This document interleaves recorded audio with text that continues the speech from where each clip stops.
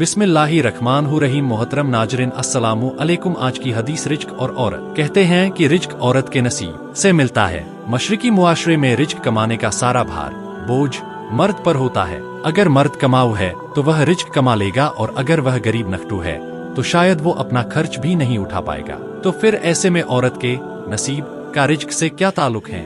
इस फलसफे पर विचार गौर करने के बाद मुझे जो समझ में आया वह आपके साथ शेयर कर रहा हूँ। कमाने की जिम्मेदारी तो बेशक मर्द की ही है, लेकिन उसे रिज्क कमाने के काबिल बनाने वाला आरामदायक माहौल रखना भी एक औरत की ही जिम्मेदारी है। जिस घर की औरत नाशुक्री, बदजबान और झगड़ालू होगी, उस घर से रिज्क रूठ जाता है।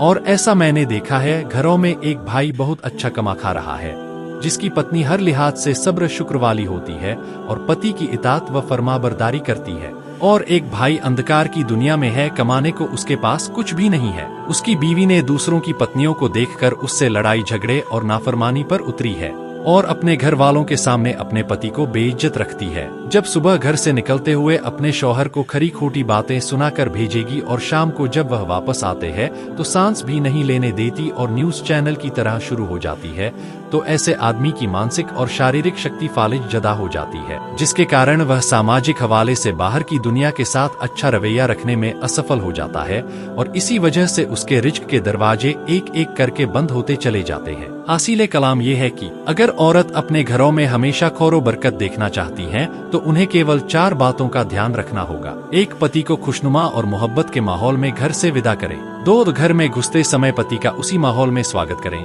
जिस माहौल में आपने विदाई दी थी। 3. चाहे कितनी भी बड़ी परेशानी हो वाली बात हो, उस वक्त तक पति को ना बताए जब तक कि वह सुकून में ना हो। 4. अपने पति के साथ हमबिस्तरी को मुशक्कत ना समझें, बल्कि उसके लिए खुद को इस तरह से तैयार करें कि वह आपकी ओर हो जाए, जैसे हम भूख के कारण अपने खाने की ओर दौड़ते हैं। इससे आपका आपसी रिश्ता बेहद खुशहाल और मजबूत बना रहेगा। और सबसे अहम बात यह है कि बीवी के चरित्र की भी हिफाजत होगी।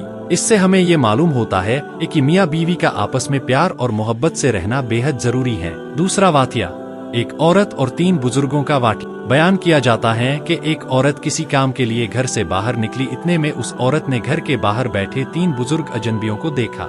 महिला ने कहा, मैं तुम लोगों को तो नहीं जानती, लेकिन लगता है कि आप लोग बहुत भूखे प्यासे हो। आप तीनों हमारे घर चलिए, मैं तुम्हें खाना दे दूंगी। उन बुजुर्गों ने पूछा, क्या घर का मालिक घर में मौजूद है? उस औरत ने कहा, नहीं, वह घर पर नहीं है। फिर उस बुजुर्ग ने जवाब दिया, फिर तो हम घर के अंदर नहीं जाएंगे। रात में जब उसके पति घर आए तो महिला ने उसे पूरे मामले की जानकारी दी। तभी उस औरत के पति ने कहा, उन्हें अंदर लाओ। महिला उनके पास आई और अंदर चलने को कहा। उन्होंने जवाब दिया, हम तीनों एक साथ अंदर नहीं जा सकते। महिला ने पूछा, ऐसा क्यों? उनमें से एक ने समझाया, पहले का नाम धन है और दूसरे का नाम सफलता है। और इतने में अपने आप की ओर इशारा करता है और कहता है, मेरा नाम प्यार है। और यह कहकर खामोश हो गया और कहा, तुम अपने पति के पास जाओ और परामर्श करो कि हम में से कौन अंदर आएगा। तभी उस औरत ने आकर अपने पति को सारी बात बताई। वह खुशी खुशी चला गया और बोला, अगर ऐसा है तो धन को अंदर बुलाओ, घर में धन दौलत की गाड़ी शुरू हो जाएगी। महिला ने अपने पति से असहमति जताई और कहा, सफलता को क्यों नहीं आमंत्रित करते हो? तभी उसकी बहू घर के एक कोने में बैठी पति पत्नी की ये बातें सुन रही थी। उसने झट से अपनी राय दी, हम प्यार को क्यों नहीं कहते हैं कि अंदर आ जाओ और अपने परिवार को प्यार और स्नेह से भर दें। पति ने कहा, बहू की सलाह मान लो, जाओ और अंदर प्यार ले आओ। वह औरत बाहर आई और बोली, तुम में से कौन प्रेमी है? हमें आतिथ्य का सम्मान देना चाहिए। घर का मनचाहा व्यक्ति उठकर अंदर जाने लगा तो उसके दोनों साथी भी खड़े होकर उसके पीछे चलने लगे। तो महिला सदमे और चिंता से उनका चेहरा देखने लगी। महिला ने कहा, धन और सफलता? मैंने तो प्यार को ही बुलाया था, तुम दोनों साथ क्यों जा रहे हो?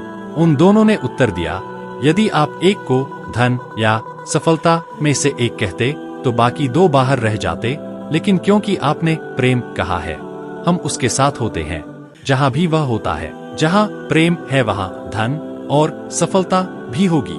अपने दिल में और अपने प्रियजनों और सहकर्मियों के दिलों में प्यार पैदा करें, आप एक सफल व्यक्तित्व बनेंगे। याद रखें, यदि आप दूसरों के साथ प्रेम से पेश आते हैं तो आपका उदाहरण उस दीपक की तरह है जिसके चारों ओर लोग अंधेरे में इकट्ठा होते हैं। दोस्तों, अगर आपको हमारी ये वीडियो पसंद आई है तो बराए मेहरबानी इस वीडियो को अपने दोस्तों में जरूर शेयर करें। खुदा हाफिज।